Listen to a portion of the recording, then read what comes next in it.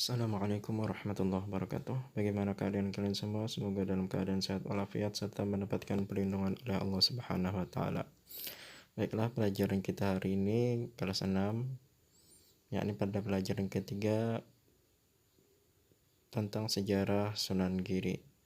Yang mana Sunan Giri ini adalah termasuk Wali Songo yang berada di Jawa Timur. Untuk penjelasan lebih lanjut lagi, sebelumnya kita mari berdoa. A'udzu billahi minasy syaithanir rajim. Bismillahirrahmanirrahim. Rabbi zidni ilma warzuqni fahma walhamdulillahi rabbil alamin. Bagian A, biografi Sunan Giri. Nama asli dari Sunan Giri adalah Raden Paku yang lahir pada tahun 1442 Masehi. Ayahnya bernama Syekh Maulana Ishaq, putra Syekh Jumadil Kubro. Silsilah keluarga Sunan Giri sampai kepada Rasulullah SAW melalui jalur Husain, putra Sayyidah Fatimah radhiyallahu anha. Sedangkan ibunya bernama Dewi Sekardadu, yaitu anak dari Raja Belambangan pada masa Kerajaan Majapahit tahun 1350 sampai 1389 Masehi. Jadi Sunan Giri ini adalah beliau lahir pada ketika beliau sudah ada di Indonesia, yang mana yang asal mulanya jadi beliau ada di Indonesia adalah karena dari ayah beliau yang merantau kemudian menikah dengan Dewi Sekardadu, yakni dari anak Raja Belambangan pada masa Kerajaan Majapahit tersebut. Ayah beliau adalah keturunan Rasulullah SAW dari jalur Sayyidina Husain, yakni putra Sayyidah Fatimah radhiyallahu anha. Secara tidak langsung bahwasanya Sunan Giri ini adalah orang Indonesia asli, yang mana beliau lahirnya ketika kedua orang tua beliau sudah ada berada di Indonesia. Kemudian ketika masih kecil, Sunan Giri diasuh oleh seorang saudagar kaya raya di Gresik yang bernama Nyai Ageng Pinatih. Pengasuh Nyai Ageng Pinatih berawal dari seorang awak kapal yang menemukan peti tersangkut di kapal Nyai Ageng Pinatih yang sedang berlayar ke Bali. Peti tersebut diserahkan kepada pemilik kapal, kemudian diberikan nama Jaka Samudra dan dijadikan anak angkat. Jadi Sunan Giri ini entah dibuang atau kenapa jadi terjadinya didapatinya Sunan Giri ini disangkut di kapal pemilik saudagar kaya raya, sehingga ketika ditemukan langsung dijadikan anak angkat dan diberikan nama Jaka Samudra. Untuk kenapa terjadinya hal tersebut, di sini ada ceritanya. Pada saat Jaka Samudra masih dalam kandungan ibunya, Syekh Maulana Ishaq diusir oleh mertuanya karena sang mertua menolak ajakan Syekh Maulana Ishaq untuk memeluk agama Islam. Namun setelah Syekh Maulana Ishaq pulang ke Pasai, Aceh, Dewi Sekardadu mengalami sakit sehingga wafat setelah melahirkan putranya. Selang beberapa hari terjadilah wabah penyakit di Gresik.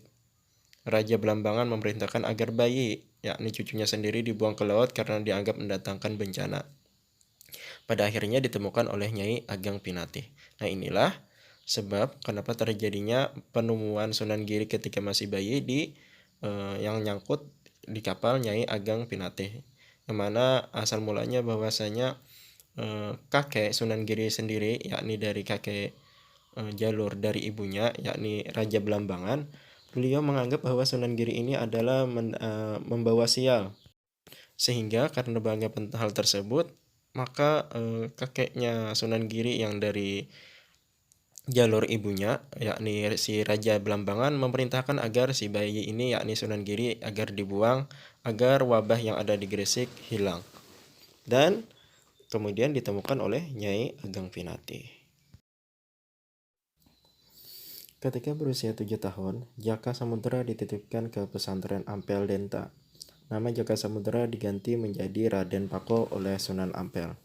Ia belajar berbagai disiplin ilmu agama meliputi Al-Quran, hadis, fikih, dan tasawuf di bawah asuhan Sunan Ampel.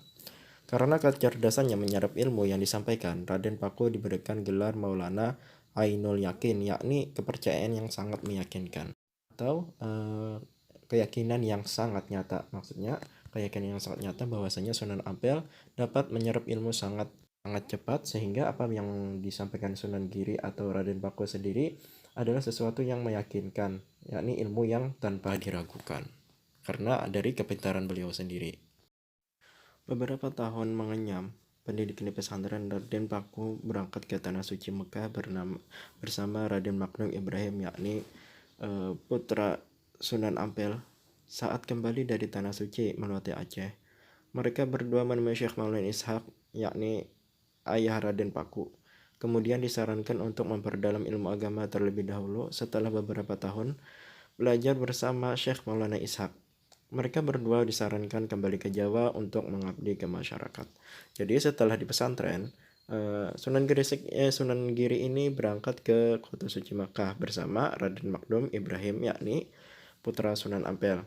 Setelah dari Mekah, beliau kembali transit melalui Aceh, dan mereka bertemu dengan orang tua beliau, orang tua Sunan Giri, yakni Syekh Maulana Ishaq. Kemudian ketika bertemu itu, beliau memanfaatkan waktu itu dengan menuntut ilmu kepada ayah beliau sendiri, sehingga wawasan beliau makin bertambah. Setelah selesai menuntut ilmu kepada ayah beliau, beliau disarankan untuk kembali ke masyarakat, yakni untuk mengabdi dan memberikan ilmu yang setelah dipelajari beliau dan membagikan ilmu tersebut kepada masyarakat sekitar.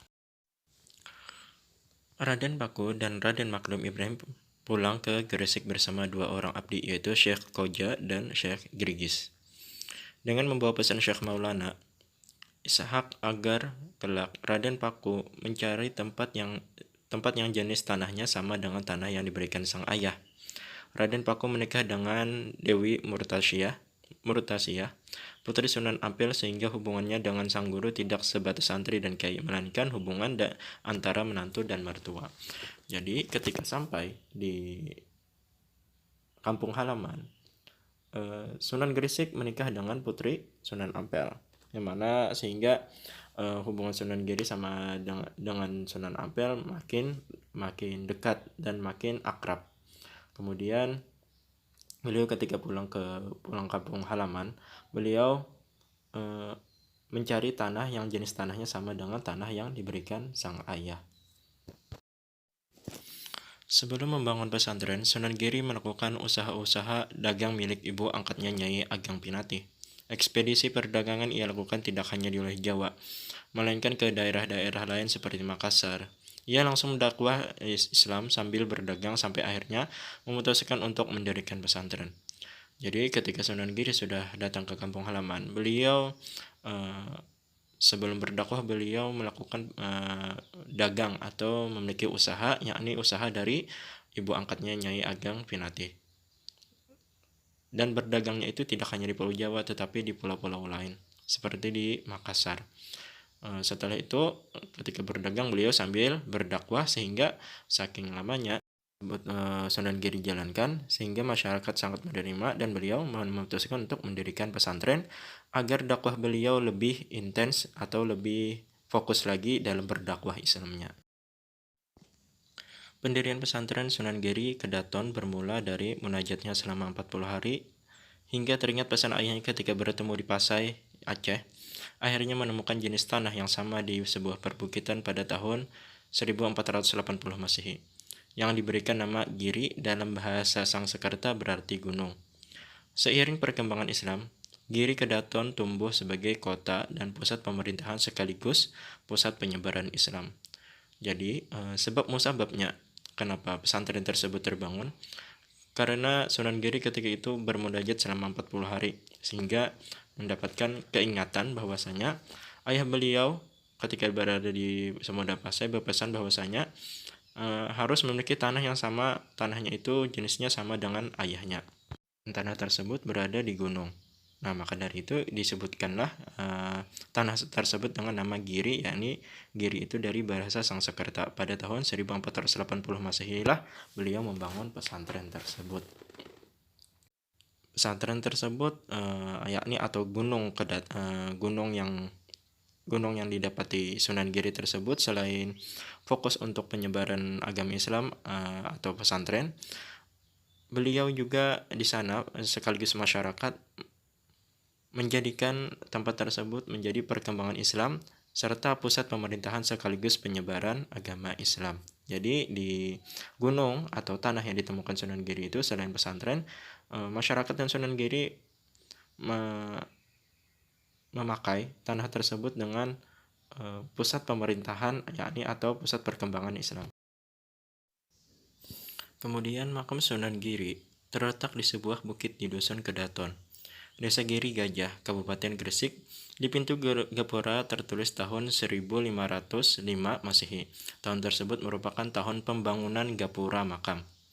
Perjuangan Sunan Giri dalam dakwahnya dilanjutkan oleh Pangeran Zainal Abidin atau Sunan Dalem. Sunan Dalem diberi gelar Sunan Giri kedua, sementara puncak kerajaan Giri Kedaton terjadi ketika dipimpin oleh Sunan Prapen, cucu Sunan Giri sendiri.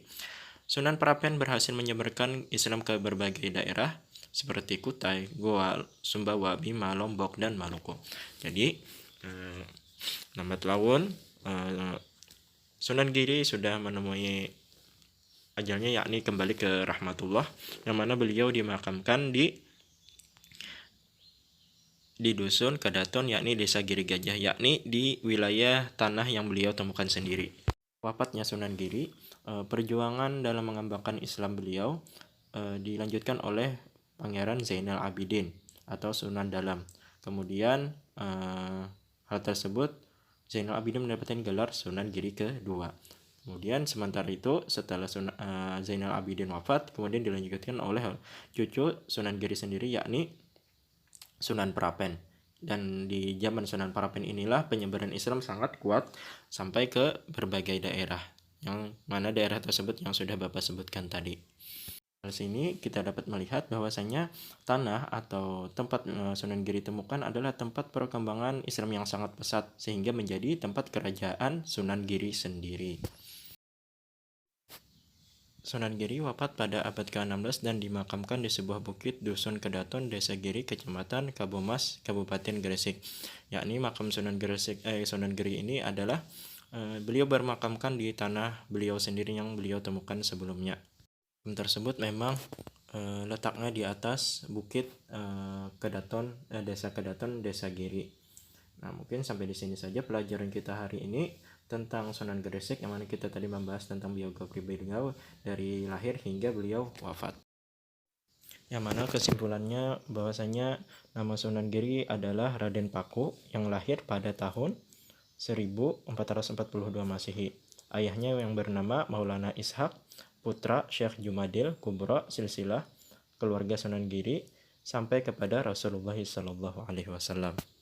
Yang mana beliau Sunan Giri adalah ketika masih kecil beliau dibuang oleh ibunya sendiri karena keterpaksaan dari kakeknya Sunan Giri sendiri dari pihak ibunya, yakni Raja Belambangan. Karena menurut Raja Belambangan, Sunan Giri adalah pembawa sial yang mana di kota Gresik mendapatkan wabah, sehingga Raja Belambangan menyarankan atau menyuruh untuk membuang Sunan Gresik, sehingga ketika dibuang di perairan beliau ditemukan oleh Ageng Pinatih, sehingga beliau dipelihara Nyai Ageng Pinatih sampai dewasa dan memberikan ongkos untuk menuntut ilmu dari berbagai penjuru. Karena kepintaran beliau yang sangat luar biasa, beliau mendapatkan gelar Ainul Yakin, yakni kenyataan yang sangat meyakinkan. Kemudian beliau mendirikan pondok pesantren di Kedaton untuk menyiarkan agama Islam. Setelah itu, dalam perjalanan beliau mengembangkan agama Islam di Desa Giri, yakni tanah yang beliau temukan sendiri, beliau pada tahun 1506 Masehi beliau wafat di kota beliau sendiri, yakni di Desa Giri. Dari kesimpulan tersebut, mungkin sampai di sini saja pelajaran kita tentang Sunan Giri. Semoga bermanfaat dan kita dapat mengambil hikmah dari sejarah perjuangan Sunan Giri dalam menuntut ilmu, yang mana beliau sangat gigih dalam menuntut ilmu dimanapun berada. Kemudian apalagi untuk menyebarkan agama Islam, yakni mensyiarkan agama Islam untuk masyarakat sekitar. Bapak tutup, subhanakallah bihamdika asyhadu an la ilaha illa anta astaghfiruka wa atubu ilaik. Wassalamualaikum warahmatullahi wabarakatuh.